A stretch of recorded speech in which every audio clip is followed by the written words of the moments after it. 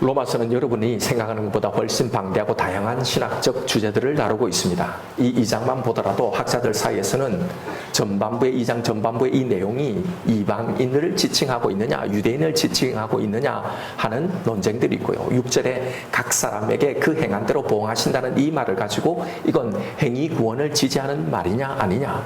그럼 우리의 행위가 복음 안에서 어떤 위치를 가지고 있는지에 대한 논의들이 있어요. 또 12절부터 나오는 율법 없는 자에게는 양심이 율법이 된다는 이 말의 의미가, 그럼 양심은 율법을 대신할 수 있는가? 그럼 율법이 왜 주어졌는가? 율법과 양심, 율법과 일반 도덕, 윤리와의 이 관계 등 방대한 신학적 논의들이 산재해 있습니다. 로마서의 주석들을 살펴보면 목사인 제가 읽어봐도 참 읽기 쉽지 않은 그런 논의들이 굉장히 많이 나오고 있습니다. 이런 것들이 로마서 하면 신학적이고 어려운 책이다라는 이 선입견을 만들어내고 있는 거죠. 거의 대부분의 로마서 강의나 설교들이 이런 내용들이 많이 있으니까요. 학자들의 입장에 있어서는 짚고 넘어가야 할 이 부분을 그냥 건너뛸 수는 없고, 또 설교자들은 주석서들이 언급한 이 내용을 역시 또 뛰어넘을 수 없다 보니 이런 내용들을 다 다루다 보니 방대하고 어려워지는 거죠. 그런데 정작 이걸 읽으면서 과연 저자인 바울은 로마 교회 이 편지를 보내면서 이 말을 하려고 했던 걸까라는 생각이 들기도 합니다. 물론 성령의 영감으로 계시된 이 바울의 언급 속에서 이런 신학적인 내용들을 발견해서 잘 정립하는 것이 학자들의 역할과 사명이기는 합니다만, 그래서 때로는 여기 나와 있는 표면적 내용보다 훨씬 더 깊이 들어간 내용들을 다뤄야 할 때도 있기는 하지만요. 이것이 바울이 이 편지를 통해 말하고자 했던 1차적인 메시지인가? 이걸 오히려 놓치게 만드는 건 아닐까라는 생각을 하게 되죠.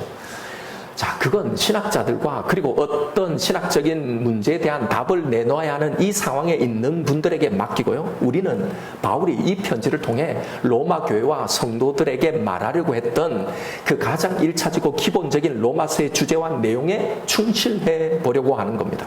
물론 그럼에도 우리가 알아야 할 중요한 신학적인 담론들 그리고 여기서 파생되는 여러 가지 질문들에 대해서는 이런 부분들이 나올 때마다 다루긴 할 겁니다만, 이 1차적인 주제를 놓치지 말자는 거죠. 제가 이 로마서를 공부를 시작하면서 이 로마서가 왜 로마 교회에 보내졌는지, 왜 바울이 이 편지를 써보냈는지 당시의 상황을 설명드린 것 여러분 기억나시나요? 고린도에서 3차 선교여행까지 다 마친 바울은 이제 지중해 연안에 더 이상 복음을 전할 데가 없는 거예요. 그래서 이제 예수님이 명하신 바로 땅끝 서바나 스페인으로 가기로 정합니다. 그래서 로마 교회가 이 선교의 후원교회가 되어지기를 원하는 거죠. 그런데 로마 교회는 바울이 세운 교회가 아니었어요. 그래서 상대적으로 자신이 세운 이 교회들보다 자신에 대해서 잘 알지를 못하는 겁니다. 왜냐하면 더군다나 당시의 율법주의자들이요, 바울에 대해서 퍼뜨린 이 악소문들이 교회에 다 퍼져 있었기 때문에요. 바울은 율법을 완전히 무시하는 자다, 율법 폐기론자다라고 하는 이 소문들 말이죠. 그러니 바울은 자신의 후원 교회가 되어줄 이 로마 교회에 자신이 전하는 이 복음이 어떤 것이었는지, 내가 전하는 복음이 유대주의자들이 비난하는 것처럼 그렇게 이상한 게 아니다, 나는 사이비가 아니야, 의심하지 않아도 돼 라고 이렇게 자신과 자신이 전하는 이 복음에 대해서 설명을 해야 했던 거예요. 그런데 자신에 대한 이 설명과 함께 또 하나 풀어야 할 문제가 로마 교회 안에 있었던 겁니다. 그게 뭐냐? 바로 로마 교회 안에 있었던 불화였어요. 자, 어떻게 된 상황이냐면, 로마 교회는 아까 바울이 세운 교회가 아니라고 했죠. 로마 교회는 오순절에 로마에서 예루살렘으로 올라온 이 로마의 디아스포라 유대인들이 거기서 오순절 성령 체험을 하죠. 그리고 사도들에게 설교를 듣고 회심하게 된 겁니다. 그들이 다시 돌아가서 로마에 세운 게 바로 로마 교회예요. 그러니 초기에 로마 교회는 당연히 이들 유대인 중심이 되었겠죠. 그들이 회심하고 돌아와서 뜨겁게 유대인들에게 전도하고 또 이방인들에게 전도하고 다녔을 것 아닙니까? 그런데 유대교 입장에서는 이들이 하나님이 아니라 예수를 믿는 이단처럼 여겨졌던 거죠. 더군다나 더 큰 문제는 자꾸 자신들의 회당에서 사람들을 빼가는 겁니다. 그러니 이 기독교인들을 가만둘 수가 없는 거죠. 그래서 교회를 핍박한 거예요. 불량배들 막 동원해서 테러를 하기도 하고 이렇게 빈번하게 계속 소요가 일어났던 겁니다. 그러니 로마인들의 입장에서 생각해 보면 이 유대인들이 골치가 아픈 거죠. 아니 이주민들이 자기들끼리 와서 싸우고 이런 험악한 분위기를 조성하고 폭력 사태가 늘 일어나니 그래서 로마에서 유대인들은 다 나가라 추방하는 추방령이 내려진 겁니다. 여기에 바울이 고린도에서 만났던 브리스길라와 아굴라 같은 이런 사람들이 있었던 거예요. 자, 이렇게 되자 로마 교회에서 리더로 활동하던 모든 유대인들은 이제 다 떠나가게 됩니다. 그리고 유대인들에 의해서 전도를 받은 이 세 가족들인 이방인들만 남게 된 거죠. 이제 이방인들이 리더가 되어서 이제 교회를 이끌어 가야 했던 겁니다. 그러다가 5년 후에 이 추방령을 내린 글라우디우스 황제가 죽고 그 다음 네로 황제가 즉위하자 이 유대 추방령이 해제가 된 거예요. 자, 그러니까 약 5년간 추방을 당하게 된 거죠. 자, 해제되었다고 해서 바로 돌아올 수 있는 건 아니죠. 각지에서 삶을 정리하고 와야 됐기 때문에. 추방당했던 사람들이 몇 년에 걸쳐서 차례차례 로마교로 다시 돌아오게 된 거예요. 자, 그런데 문제는 교회 상황이 자신들이 떠날 때와는 완전히 다른 상황이 되어 있었던 겁니다. 이제는 완전히 주객이 전도가 되어 있었던 거예요. 생각해 보십시오. 그 전에 자신이 전도해서 자신이 세가족 공부를 시켜가지고 했었던 이 사람들이 이제 교회 탑 리더가 된 겁니다. 이건 단순히 누가 리더가 되느냐 이런 유치한 문제가 아니라 교회의 정서와 이 분위기, 이 신앙의 색깔이 완전히 이방화되어 있었던 거예요. 유대인들이 로마라는 이 이방사회에서 살았지만 유대인들 정서 속에는 타 민족과는 완전히 구별되는 유대 민족만의 정서가 흐르고 있었죠. 그게 뭐냐? 바로 율법이었던 거예요. 그 중심에 율법이 있었던 거예요. 그래서 아무리 복음을 받아들이고 기독교로 개종했지만 그들의 마음 뿌리에는 아직도 율법에 익숙한 이 종교적인 습관, 신앙생활 습관이 남아 있었던 겁니다. 그래서 그런 것들을 여전히 중요하게 지키고 그런 것들을 계속 가르쳤던 거죠. 자, 그런데 이제 돌아와 보니 완전히 이방 색채를 띤 그런 교회가 돼버린 거예요. 여기에 전혀 적응을 하지 못하는 거죠. 우리는 율법이 아니라 믿음으로 구원을 얻는다라고 믿는 자신들보다 훨씬 더 자유분방한 신앙을 가진 이 이방인들에게는 전에 막 자신들이 가르침받고 지키거든 이 먹는 문제, 절기 문제, 금식의 문제, 율법의 규정들은 이제 의미가 없다고 생각했던 거예요. 예전에는 리더인 자신들의 말발이 먹혀 들어갔지만 이제 5년 이상이 흘러간 이 시점에서 이방인들이 교회의 리더가 되고 주축이 되다 보니 보이지 않는 긴장과 갈등이 거기에 생기기 시작했던 거예요. 그래서 나중에 본문에 보면 뒤에 보면 음식의 문제, 특정한 날에 준수하는 이 문제, 이것을 가지고 유대인들과 이방인 성들 사이에 대립하는 이런 이야기들, 이것에 관한 이야기들이 그래서 나오는 거예요. 자, 아무튼 이렇게 로마 교회는 다수를 점하는 자유분방한 신앙의 소유자였던 이방인 성도들과 소수 그룹에 불과한 훨씬 보수적인 유대인 성도들 사이에 서로 간의 신앙에 대한 무시와 갈등이 존재하고 있었던 거예요. 한 교회 안에요. 자, 이런 배경을 이해하는 게 매우 중요합니다. 우리가 로마서를 읽으면서 로마 교회 안에 존재하고 있었던 이 유대인 성도들과 이방인 성도들 간의 이 성도들 간의 갈등요. 이런 상황을 염두에 두고 읽지 않으면 로마서의 이 핵심 주제를 놓치고 읽게 되는 겁니다. 이 교회 왜 이런 말을 하고 있는지, 그러니까 그 1차적인 메시지를 떠나서 신학적인 이런 담론에 빠지게 되는 거죠. 자, 그래서 바울은 결국 자신과 자신이 전하는 이 복음을 설명하면서 동시에 로마 교회의 이런 상황을 해결하여서 서로 하나가 되게 하기 위해서 로마서라는 이 편지를 써보내게 되는 거예요. 선교할 이 교회가 분열되어 싸우고 있는 상황이라면 여러분 파송하는 교회나 파송받는 선교사나 선교에 온전히 집중할 수 있겠습니까? 그럴 수 없기 때문이죠. 그래서 바울은 이 두 그룹 사이에 화해를 시도하면서 두 그룹 모두에게 권면을 하는 거예요. 유대인 성도들에게는 너희들이 오직 은혜로 구원받았다고 말을 하면서 왜 아직도 선민으로서의 이 민족적 우월성을 자랑하면서 이방 성도들을 계속 무시하느냐? 그 교인들을 무시하고 이건 오직 믿음으로 의롭다함을 받는다는 이 복음의 선언에 완전히 어긋나는 것 아니냐라고 논박을 하고 있는 거예요. 그리고 이방인 성도들에게는 너희들은 이스라엘의 이 특수성을 무시하면 안 된다. 너희들이 유대인 그리스도인들에 대해서 갖고 있는 우리는 저런 수준 낮은 그게 아니라 우리는 오직 믿음으로 우리는 구원한다면서 가지는 그런 자만감, 그런 우월성 또한 이것도 잘못된 것이다 라고 경고하는 거예요. 그래서 참 감람나무와 그것에 접붙인 돌 감람나무 이야기가 그래서 나오는 거예요. 너희는 거기에 접붙인 가지일 뿐이다 라는 거죠. 그러면서 서로 용납하라고 권면하는 거예요. 그러면서 그리스도는 유대인이나 이방인이나 똑같이 둘 다를 구원하기 위해서 오셨다라는 걸 강조하는 거죠. 서로 판단하고 갈등하고 있는 로마 교회의 이 하나됨을 자신이 전하는 이 복음을 비추어서 이걸 설명하면서 권면하기 위해서 이 로마서를 기록한 거예요. 이 둘을 향한 설득과 중재이자 권면이기 때문에 여기에 상당한 논리와 논리적 반박들이 동원하게 되는 거죠. 그래서 로마서가 교리서처럼 보이게 되는 겁니다. 사실은 읽으면 굉장히 내용이 단순한 내용인데요. 자, 바울의 1차 목적은요, 바로 이걸 이야기하려고 이 편지를 보냈다는 걸 놓치지 말아야 합니다. 그래서 신학적인 주제들도 우리가 간간히 살펴봐야겠지만 바울이 이 편지에서 말하고자 했던 1차적인 이 메시지를 중심에 놓고 가야 합니다. 그래야 이 로마서의 내용이 파편화되지 않아요. 이렇게 막 신학적인 담론에 빠지지 않게 되는 겁니다. 자, 그래서 바울은 이 편지를 시작하면서 1장에 헬라인이나 야만인이나 유대인이나 이방인이나 모든 인간은 다 이 복음이 필요한 존재라는 걸 역설하며 시작했던 거예요. 1장의 내용이 그거잖아요. 그래서 로마교회 성도 여러분들과 우리 모두는 우리의 노력으로, 우리의 어떠함 때문에 구원 얻고 믿어진 게 아니라 하나님의 믿음을 부어주심으로 믿게 되었다는 걸 먼저 편지 서두에 전제해 놓고 시작하고 있는 거예요.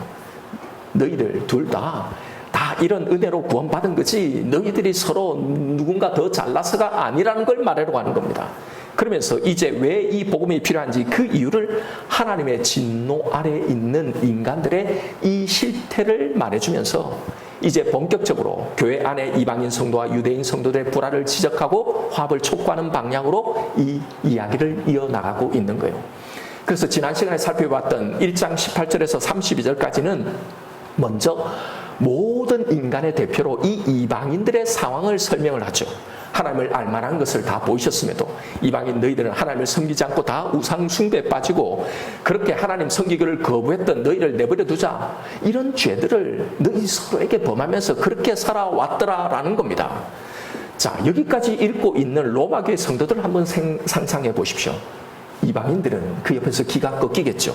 바울이 자신들의 이런 모습을 지적하고 있으니 반면에 그 옆에 있던 유대인 성도들은요. 그래, 그렇지, 맞아. 너희들이 이런 데서 구원받은 것 아니냐. 그런데도 율법이 필요 없다고? 유대인 너희들처럼 그렇게 믿지 않아도 된다고? 그렇게 어떻게 말할 수 있느냐? 의기양양했겠죠. 역시 바울은 우리의 마음을 알아주는구나 라고 말이죠. 자, 그래서 바울은 이 2장에 언급을 하고 있는 겁니다. 2장 1절에서 그러므로 남을 판단하는 사람아, 여러분 이게 누굴 말하겠어요? 유대인을 말하고 있는 거예요. 앞에서 이방인들이 범하고 있는 이 죄가 어떤 것인지를 적나라하게 언급했던 이 바울은 이제 유대인들을 향해 선포를 하는 거죠. 니들은 나은 줄 아느냐? 니들은 저들보다 나은 줄 아느냐? 니들도 마찬가지다. 니들도 저들과 똑같으면서 마치 자신들은 의로운 척 누굴 지적하고 있는 거냐? 누굴 판단하고 있는 거냐? 이 말을 하는 거예요. 자, 이 2장 전체 주제를 한마디로 말하면 이방인 너희나 유대인 너희나 다 똑같은 존재라는 거예요. 이 이야기를 쭉 해 나가고 있는 겁니다.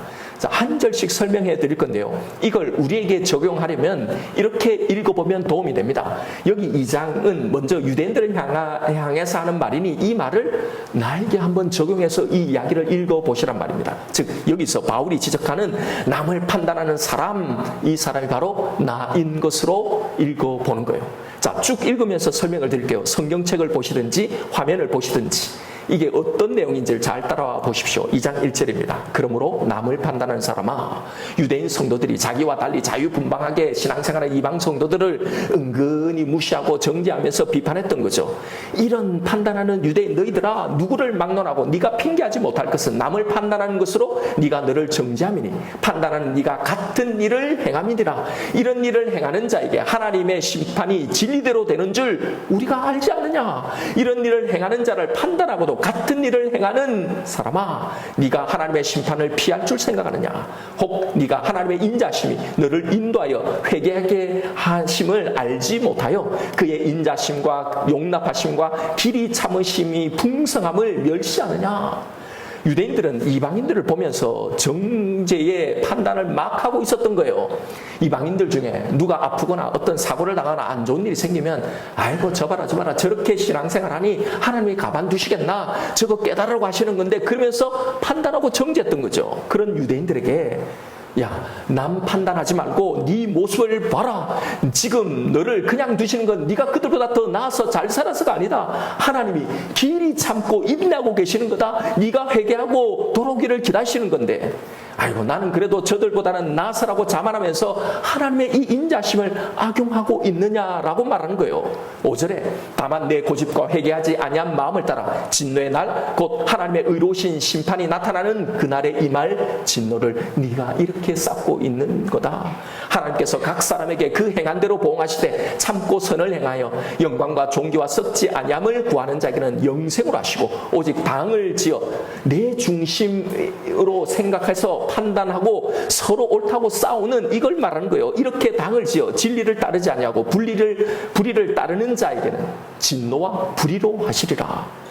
악을 행하는 각 사람의 역에는 환난과 공고가 있으리니 먼저는 유대인에게요 그리고 헬라인에게며, 선을 행하는 사람에게는 영광과 존귀와 평강이 있으니 먼저는 유대인에게요 그리고 헬라인에게라. 여기서는 순서를 말하려고 하는 게 아닙니다.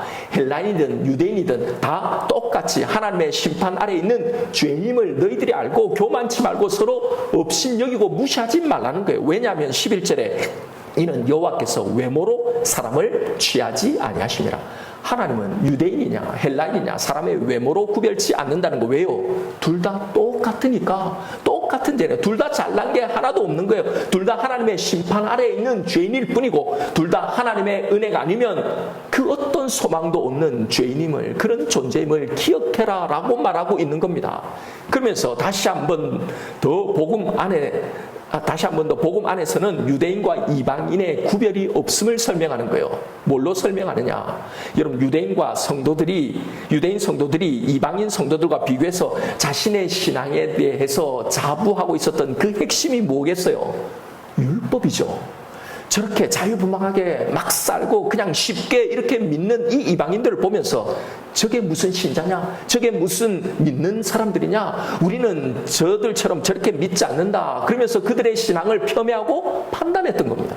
그래서 12절에 무릇 율법 없이 범죄한 자는 또한 율법 없이 망하고, 누굴 말하겠어요? 이방인들을 말하겠죠. 무릇 율법이 있고 범죄한 자는 율법으로 말미암아 심판을 받으리니, 유대인들을 말하는 겁니다. 즉 이방인이나 유대인이나 율법이 있건 없건 둘 다 똑같은 죄인일 뿐이고, 둘 다 각자의 죄에 대한 심판을 받을 운명이라는 거예요. 그러니 둘 다 잘난 척을 할 수가 없다는 거죠. 13절에 하나님 앞에서는 율법을 듣는 자가 의인이 아니오 오직 율법을 행하는 자라야 의롭다 하심을 얻으리니.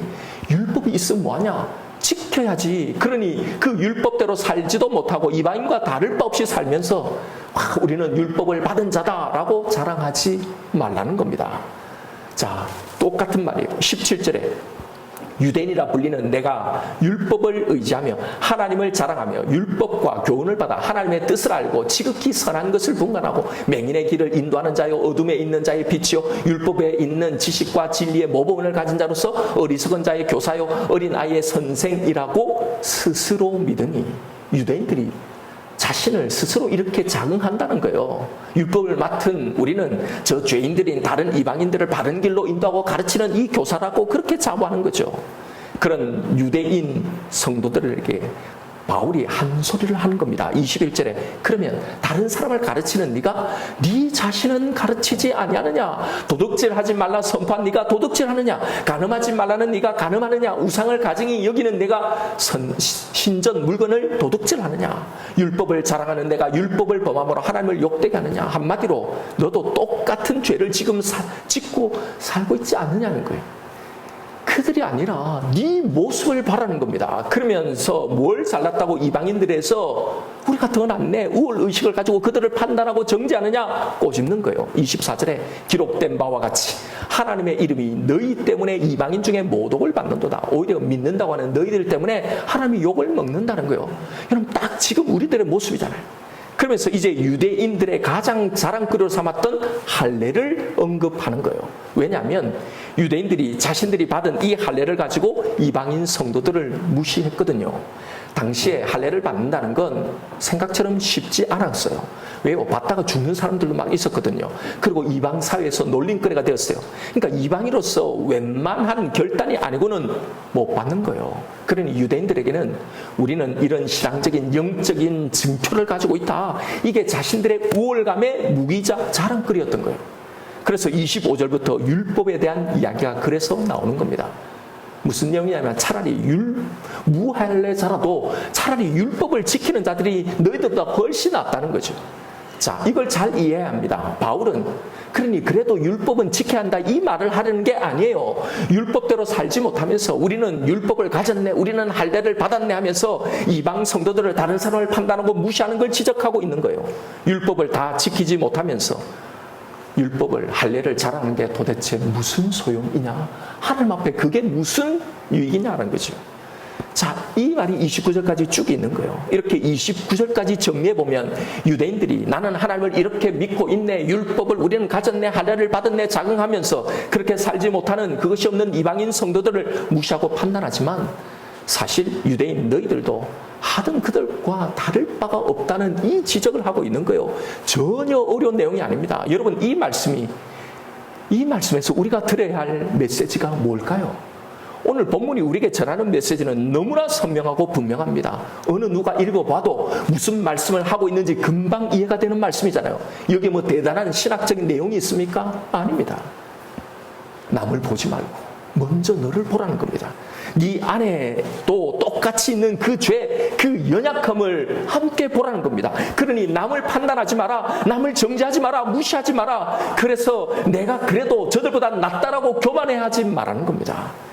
남을 보며 그들을 판단하지 말고 나에게도 있는 그와 똑같은 모습을 먼저 보라는 거예요. 오직 우리는 그 사람이나 나도 오직 하나님의 긍휼, 하나님의 용서만이 필요한 존재일 뿐이다라는 거예요. 그러니 서로 이해해라, 서로 긍휼히 여겨줘라, 서로 용납하고 화합하라, 이 말을 하는 거예요. 오늘 본문에서 바울이 지적하고 있는 여러분 유대인들의 이 모습이 우리의 모습, 나의 모습이 아닌지를 한번 보십시오. 우리의 모습이잖아요. 나의 모습인 겁니다. 내가 가진 그 알량한 의, 내가 행하는 그 알량한 선행들, 내가 가진 그 신앙의 어떤 업적들, 이런 것 가지고 얼마나 남을 판단하고 정죄하고 있는지 여러분 내 마음을 한번 들여다보십시다. 우리는 설교를 들으면서 이런 생각을 간혹 하잖아요. 저 설교 저 사람이 들었어야 되는데 내 이야기로 듣지 못하는 겁니다. 깊이 들여다보면 지금 말하는 이 모습이 나에게도 있는데 거기까지 가지 못하는 거죠. 성도들 중에 혹은 주변의 지인들이나 주변의 사람들이 어떤 사고나 사건을 만나면 어려움을 당하면 사실은 말은 하지 않지만 속으로 판단하는 거예요. 아이고 내가 저럴 줄 알았다. 언젠가는 하나님 한번 치실 줄 알았다. 그렇게 예수를 믿으면 저렇게 신앙생활하니 저런 일을 당하지.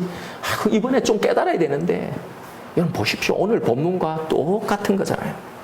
사실은 나에게 길이 참고 인내하고 계신 건데 나는 그래도 저렇게 살지 않으니 나는 그래도 좀 잘 살고 있으니 이런 거라고 착각하고 있는 거란 말입니다. 여러분 우리가 얼마나 우리 자신을 보지 못하고 얼마나 쉽게 남을 판단하고 정죄하는 존재인지 모릅니다. 누군가 학력 위조를 했다고 하면 그것에 대해서는 입에 거품을 불고 비난을 하면서요. 나는 내 이력서에 내 경력을 부풀리고 내가 한 조그만 일도 침소봉대하는 게 그것은 눈을 감는 겁니다. 누군가 자녀에 대한 특혜 비리를 보면 비난하면서 그러면요 내 자녀의 경우에는요 사실은 누굴 통해서도 사돈팔촌의 인맥을 동원해서라도 어떤 걸 통해서라도 조금 더 나은 기회와 환경을 주려고 할 거면서 실제로 그렇게 해가면서요 사실은 그런 인맥이 없어서 못할 뿐인 나를 보지 못하는 겁니다.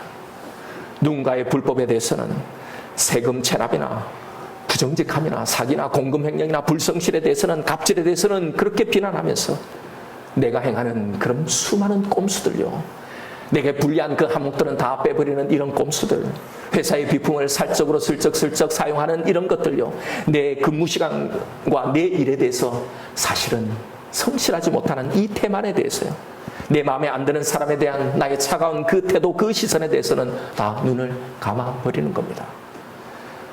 나는 완벽한 인간이 아니면서 남의 완벽하지 못함, 남의 성격적 부족함을 참아내지 못하는 거예요. 여러분, 이게 우리의 모습이 아닌가요? 이게 예수님이 말씀하신 형제의 눈에 티끌은 보면서 정작 내 자신의 들보를 보지 못하는 그 사람이 아닌가 말입니다. 어떤 목사님이 이 본문을 설교하시면서 자신이 들었던 어떤 이야기를 해주시던데요. 어느 나라인지는 모르겠어요. 감옥에서 강간범 3명이 아동 성추행범을 때려서 죽인 사건이 있었대요. 이걸 조사해보니 이 강간범들이 오랫동안 이 아동 성추행범을 괴롭혀 왔더라는 거예요. 야, 아무리 그래도 어떻게 애한테 이런 몹쓸 짓을 하냐, 그러면서 계속 괴롭히다가 때려서 죽였다는 거예요. 실제로 감옥에서는 이런 일이 일어난대요. 죄수들의 제목에도 등급이 있다는 겁니다. 절도범은 강간범들은 아동 강간범들을, 알코올 중독자들은 마약 중독자들을 경멸하고 사람 취급하지 않는다는 거예요. 자기들도 죄인이면서 그런 자기보다 더 나쁜 놈이라고 생각하는 겁니다. 그런데 여러분, 그들만 그럴까요? 그들만 그럴까 말입니다. 우리는요, 나는 선하지는 않지만 그래 맞아, 난 선하지 않지, 그래도 비교적 선하다, 저렇게 악하지는 않다라고 생각하며 사는 겁니다. 나는 그래도 저 정도는 아니다라고 남을 그렇게 쉽게 판단하며 사는 거예요. 자신의 죄를 인정하는 것, 그리고 자신이 죄인이라는 건 인정하는 건 쉽습니다. 다 인정해요. 그런데 내가 저 살인마와 같은 그 죄인, 저 조두순과 같은 그런 악한 죄인이라는 것, 자기만 살겠다고 수많은 승객들을 그대로 내버려둔 채 도망 나온 세월호 선장과 똑같은 그런 죄인이라는 걸 인정하는 건 쉽지가 않다는 겁니다. 나였으면 다 안 그랬다고 하는 거예요. 실제로 제가 예전에 교회 중직자들께 이런 질문을 던지면서 이런 이야기를 나누는데요. 나는 죄인이라는 것은 인정하지만 그런 죄인과 동급이라는 걸 인정하기를 내심 다 불편해하는 거예요. 아무리 설명해도 끝끝내 아이고 목사님 그래도 라는 말을 하는 거예요. 그래도 나는 너 같은 죄인은 아니다, 너하고는 달라라는 이 생각을 끝끝내 포기하지 못하더란 말입니다. 여러분은 정말로 진심으로 이걸 인정하실 수 있나요? 혹시 우리의 성경적 지식이, 내가 이룬 그 신앙의 업적이, 내 신앙적인 뜨거움이 나를 보게 하는 게 아니라 그걸 가지고 남을 보고 있는데 사용하고 있는 건 아닐까 말입니다. 보세요. 이게 자신의 죄를 지적하기 위해서 나단 선지자를 보내 그 비유를 듣게 하셨는데, 그 비유를 듣자 이 비유를 듣고 분노했던 다윗의 모습인 거예요. 자신은 불륜을 하고 살인을 저지른 살인자이면서도 남의 양을 잡아먹은 그 사람에 대해서 분노하며 내가 왕의 직을 걸고 그 사람을 반드시 심판하고 죽이겠다고 나서는 겁니다. 자신의 모습은 전혀 보지 못하고 어떻게 인간이 저럴 수 있는가, 나도 죄인이긴 하지만 그래도 나는 저 정도는 아니라고 생각하는 거예요. 사실은 나도 하나도 나을 게 없는 더 가증스럽고 교묘한 죄인인데요, 사실 내가 더 의로운 게 아니라 더 교묘할 뿐요, 더 치밀할 뿐, 더 세상적인 방식으로 세련되게 죄를 지을 뿐 더 악한 건데요, 하나님 보실 때 얼마나 가증스럽냐 말입니다. 그러니 이 예수가 왜 이렇게 자신에게 절대적으로 필요한 존재인지를 성경이 말하는 만큼 모르는 겁니다. 그러니 이 예수가 내가 받아야 할 이 영원한 저주를 십자가에서 대속해 주셨다는 이 사실, 이 저주에서 영원히 해방되어서 영원한 생명, 영원한 안식과 평강에 거하게 됐다는 이 사실이 그 무엇과도 바꿀 수 없는, 다른 아무것 없어도 이것만 되는 그런 유일한 놀라운 복이 되지 못하는 겁니다. 여러분, 신앙은 내가 어떤 존재인지를 아는 것에서 출발하는 거예요. 그럴 때 오라 공고한 자로다, 나를 누가 이 사망의 몸에서 건져내라는 이 단식이 나오게 되는 거예요. 그리고 여기서 나를 일으키시는 하나님을 보게 되는 거예요. 그런 하나님을 사랑하게 되고 그 사랑을 받은 우리는 또 그렇게 다른 사람을 용서하고 용납하고 이해하고 사랑하게 되는 겁니다. 이렇게 하나님을 사랑하는 자들을 하나님은 그가 행하려고 하는 그대로 내버려 두시지 않아요. 우리에게는 다른 것이 있단 말입니다. 우리의 다른 사람을 향한 판단과 말과 행동에 간섭하시는 겁니다. 그래서 남을 판단하는 우리를 성령이 자극하시는 겁니다. 남을 용서하지 못하고 받아들이지 못하는 나를 그냥 두시지 않아요. 말씀으로 찌르는 겁니다. 괴롭게 하는 겁니다. 그렇게 우리는 하나님을 사랑하라, 또 이와 같이 사람을 사랑하라는 이 하나님의 요구를 향해 몸부림치며 나아가게 되는 겁니다. 여러분, 오늘 본문 6절의 말씀을 다시 한번 보십시오. 하나님께서 각 사람에게 그 행한 대로 보응하시되 참고 선을 행하여 영광과 존귀와 썩지 아니함을 구하는 자에게는 영생으로 하시고 오직 당을 지어 진리를 따르지 아니하고 불의를 따르는 자에게는 진노와 분노로 하시리라. 여기서요, 각 사람에게 그 행한 대로 보응한다. 이건요, 우리가 행한 대로 구원을 받기도 못 받기도 하는 행위 구원론을 혹은 행위 보응론을 말하고 있는 게 아닙니다.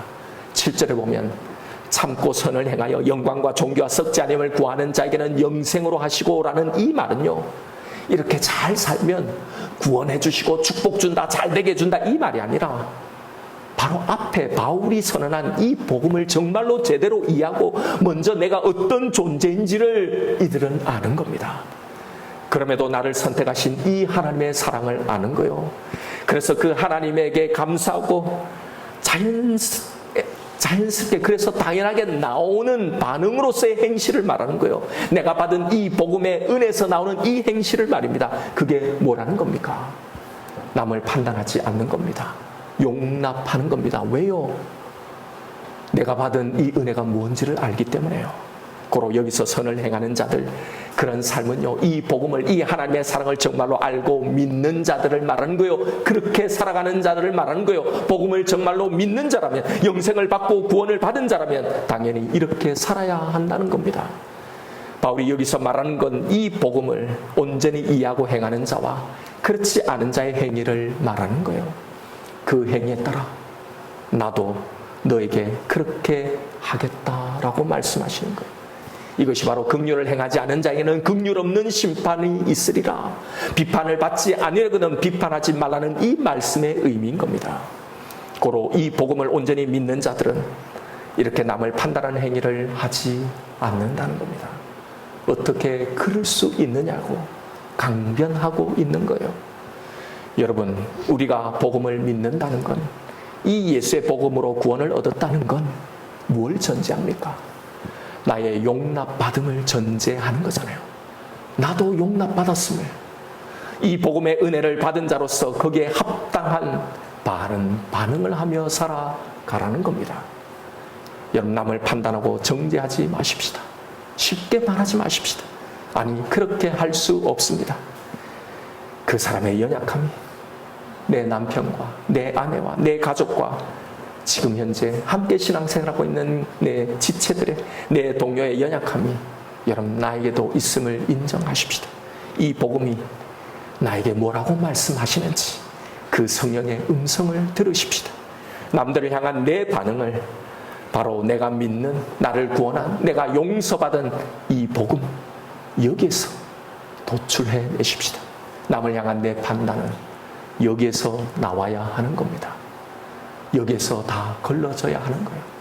여러분, 이 은혜를, 이 용납하심과 이 나를 향해 길이 참으시는 이 하나님의 인자심을 받은 자로서 그에 합당한 그 삶을 살아가시는 저와 여러분 우리가 되기를 주님의 이름으로 축원드립니다. 이 시간 오늘 주신 말씀 붙들고 우리 함께 기도하십시다. 아무리 생각해도 도무지 이해가 안 되는, 용서가 안 되는, 받아들일 수 없는 그 사람을 한번 생각해 보십시오. 정말 나에게는 그런 연약함이 없나요? 나는 모든 사람들이 다 이해할 만한 그런 모습으로 늘 그렇게 살아갑니까? 하나님이 보실 때 내가 오히려 1만 달란트 탕감받은 그 죄인은 아닐까요? 여러분, 복음을 믿는다면, 이 복음의 은혜 때문에 이 용서의 구원을 받은 자라면 그 복음을 믿는 자로 살아가야 하는 겁니다. 판단이, 남을 향한 정죄가 먼저이지 마십시다. 왜 저 인간은 저 모양일까? 그건 어쩌면 그도 나에게 하고 있는 판단일 수 있는 겁니다. 그리고 하나님은 그런 나와 그를 동일하게 보시는 거예요. 네가 결코 낫지 않다는 겁니다. 복음을 믿는 자라면 믿는 자답게 살아가십시다. 우리는 이렇게 기도할 거예요. 하나님, 너무나 빨리, 너무나 쉽게 판단하는 나를 쳐서 이제 복종하겠습니다. 그러나 하나님, 아무리 다짐해도 또 판단하려는 저를 용서하여 주옵소서. 우리가 이렇게 기도할 거잖아요. 바로 이것처럼 저희를 불쌍히 여겨주심을 바라는 바로 이것처럼 저도 남을 불쌍히 여기는 그런 긍휼을 베풀게 하여 주옵소서. 여러분 이렇게 기도하십시다. 이 시간 나에게 주신 말씀이 있을 겁니다. 우리 이 말씀 붙들고 하나님 앞에 기도하며 나아가십시다.